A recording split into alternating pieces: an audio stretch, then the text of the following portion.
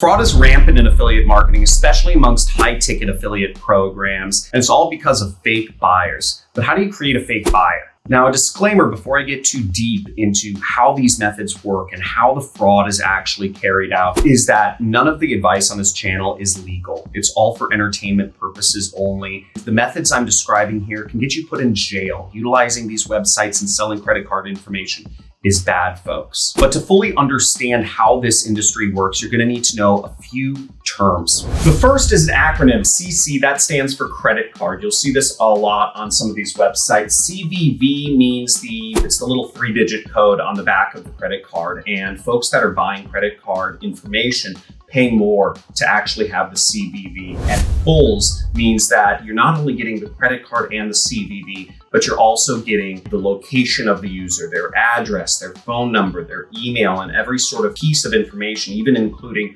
what sort of device they typically log into the internet from. This goes for the most money. Later on, I'm going to talk about how the game is played out on affiliate networks. And for that, you'll need to know what an affiliate manager is. An affiliate manager is the representative that affiliate marketers work with in order to get faster payouts and bigger commissions and scale. Now, scale is a term related to entrepreneurship, which is once you find a money-making method that works and that's printing you money and making you profits, you just duplicate it over and over and over again as many times as possible to just multiply your income. A fraudster will go on a forum like this and buy a few fulls, meaning fake credit cards. And then they will go and sign up for an affiliate network and get an affiliate link.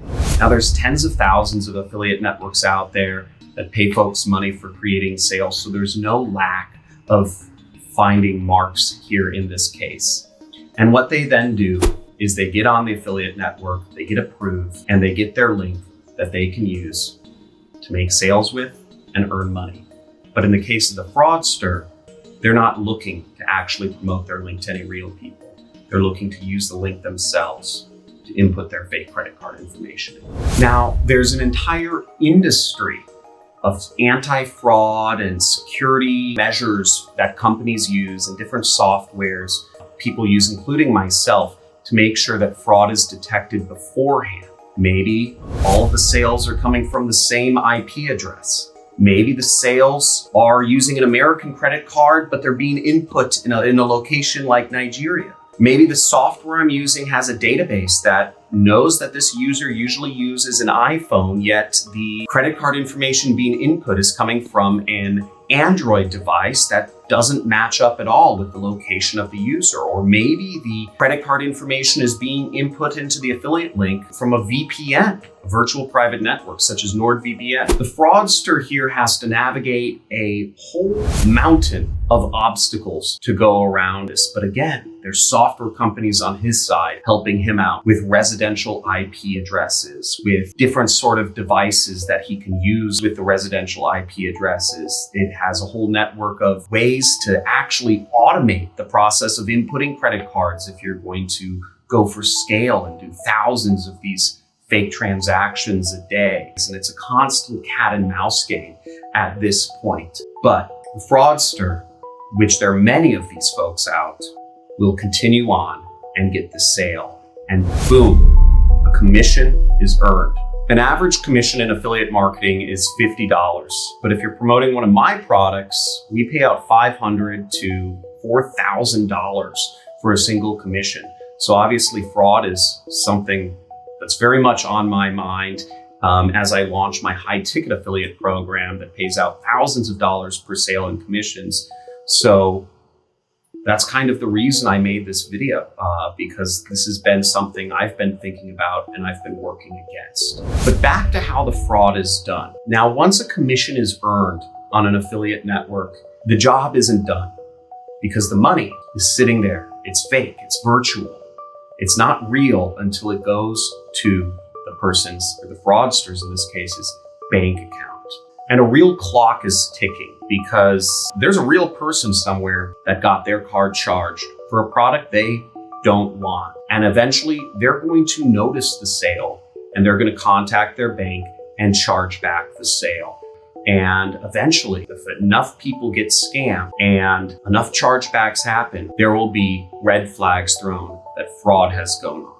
And the affiliate network will be informed, the advertiser will figure it out, the affiliate manager will figure it out, and it will be traced back to the affiliate whose links were originally clicked on, or they clicked on them and entered in the fake credit card information. So the goal of the scammer now is to get their commission payment into their bank account from the affiliate network before the affiliate network understands what's going on. For the fraudster, the game is over once the affiliate network finds out about their fraud. So the next thing that the scammer turns to is something called social engineering, so they can get their payment as fast as possible. So here's the game. The fraudster has to convince the affiliate network that they need to be paid their money more quickly.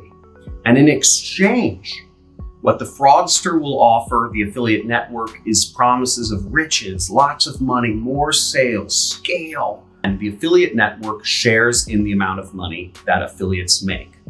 The individual player on the other side of this equation is called the affiliate manager. And the affiliate manager is the gatekeeper to figuring out how fast affiliates get paid, what their commission rates are, and making suggestions and activating their biggest affiliates. In my experience, I have affiliate managers hitting me up every single week, asking me to promote products or offering me higher commission rates if I send 100 sales by the end of the week.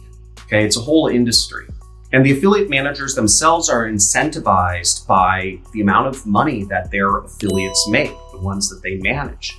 So they're willing to help out affiliates that can really produce a lot of sales, because in this industry, 1% of the affiliates create 99% of the sales. So if you have a guy who's making sales or a gal, then you really want to help him make more money. And the largest affiliate marketers typically are the ones that are buying advertising and spending lots of money on credit cards. And those are the guys that are making over $100,000 a day. I used to be a super affiliate. That's what I do. I do advertising. And the most I made in a day was about $50,000. So I was considered a whale or a super affiliate. And affiliate managers would bend over backwards to help me with faster payouts and higher commission rates. In this case, the fraudster is going to go for a weekly payout. They're going to say, I need my money paid out right now, and I'm going to send you much, much, much more volume of sales. And all it takes is for one affiliate manager to agree to this situation, and the fraudster has found his mark. Now it's time to scale. So here comes in a bit of the math equation. So the average sale on an affiliate network is about $50 commission earned by the affiliate. To buy a Fulls is about $20. So the goal of the affiliate now is to do this as many times as possible. And what the affiliates might even do to hedge their costs is they might have multiple affiliate networks lined up so that they're actually charging 2, 3, 4, 5 products to a single card, where they're making maybe $250 for a cost of buying that credit card for $20.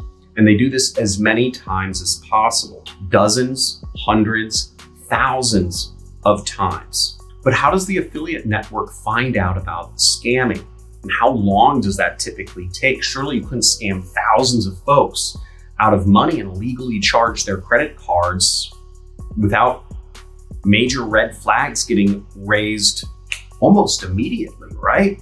It's interesting here. And there's a lot of middlemen involved. And whenever there's a lot of middlemen involved in an industry, things can go awry. And that's especially the case in affiliate marketing. Now, the series of steps that has to happen before the fraud is found out is you have the customer.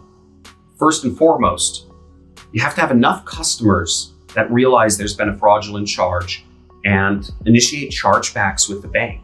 Then the advertiser, which is the person who owns the product that is being defrauded and the person is earning a commission from, the affiliate program, is They have to realize on their credit card statements that enough chargebacks have happened in too short of a period of time that something's wrong, and they have to dig into it. The cause of this issue comes from the affiliate network they work with. Then the affiliate network, after they are notified by the advertiser that something's wrong with them, they have to do their own investigation to figure out what specific affiliate created the problem and shut that affiliate down, blacklist them.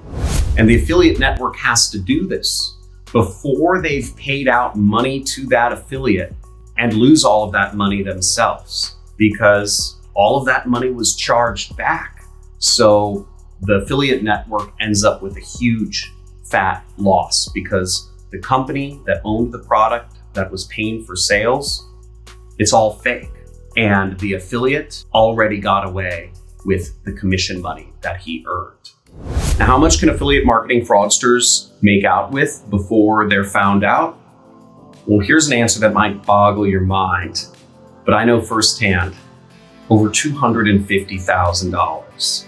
And I know firsthand not because I've ever done this. I've always done affiliate marketing the legitimate way.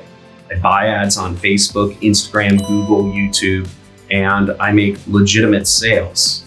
I found this out because back in 2016, I'd started my own affiliate network. I'd made over $10 million doing affiliate marketing, and I decided, hey, why not become the house? Why not go up level, the next level up? And I invested a bunch of money starting an affiliate network. And boy, did I not have a clue about all this fraud that goes on. And in one instance, I lost over $250,000 to one fraudster. And they were based in the US, but they had entities all over the world, or they had agents that were helping them all over the world. It's extremely sophisticated how some of these scams are carried out. But with the launch of my new affiliate program, I'm taking extra special measures, and there's a whole application process to be a part of it. If you're interested, links are in the description. That's not what this video is about. But I have to be aware of this because according to Performance Insider, over 9% of the transactions in affiliate marketing are actually fraud. So it's a big concern on my mind. I hope you enjoyed this video. Make sure to smash the like button, hit the subscribe, or just spank it a little bit, and give me a big hoorah in the comments if you enjoyed the content. Looking forward to seeing you soon. Have a good one.